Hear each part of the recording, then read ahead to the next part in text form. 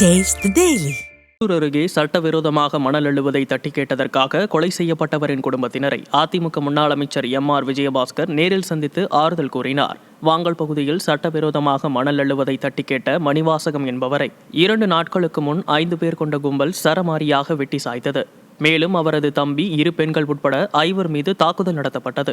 தமிழகத்தையே அதிரச் செய்த இச்சம்பவத்தில் உயிரிழந்த குடும்பத்தினரை அதிமுக முன்னாள் அமைச்சர் எம்.ஆர். விஜயபாஸ்கர் நேரில் சந்தித்து ஆறுதல் கூறினார். தொடர்ந்து செய்தியாளர்களிடம் பேசிய அவர், கரூரில் அறிவிக்கப்படாத மணல் குவாரிகள் மூலம் தினமும் ஆயிரக்கணக்கான லாரிகளின் மூலம் மணல் கொள்ளையடிக்கப்படுவதாக குற்றம் சாட்டினர்.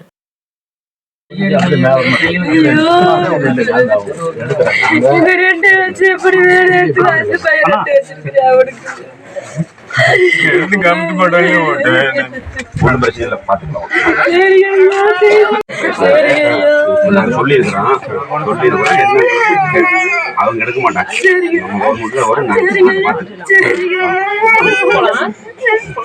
இந்த பாருங்க, இது ட்ரோன்ல எடுத்த போட்டோ. 1500 லாரி நிக்குது. இதுல இந்த ஆர்டரை வச்சு 1500 லாரி நிக்குது. இது லாரி மாதிரி தெரியுது, தீப்பெட்டியாட்டு தெரியுதுன்னு நினைக்க வேண்டாம். நல்லா பாருங்க, இதுதான் இவ்வளோ பெருசு பிரிண்ட் போட்டுருக்கோம். 1500 லாரி ஆற்றுக்குள்ள மணல் அள்ளிக்கிட்டு இருக்கக்கூடிய 220 பொக்லின். இதை வச்சு 6 மாதத்தில் கொள்ளை அடித்தாங்க. புரியுங்களா? இதுதான் இந்த சட்டமன்ற உறுப்பினர் மக்களுக்கு சேவை செய்கிறவர்.